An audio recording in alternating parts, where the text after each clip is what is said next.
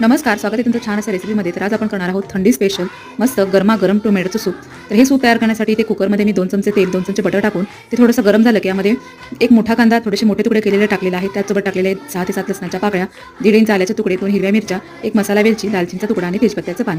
तर हे आपल्याला हलकंसं परतून घ्यायचं आहे. कांदा खूप जास्त भाजायचा नाही, तर फक्त असा हलकासा परतून घे. कांदा जर जास्त भाजला तर टोमॅटो सूपची कडवट चव येऊ शकते, त्यामुळे कांदा हलकासा परतून घ्यायचा आहे.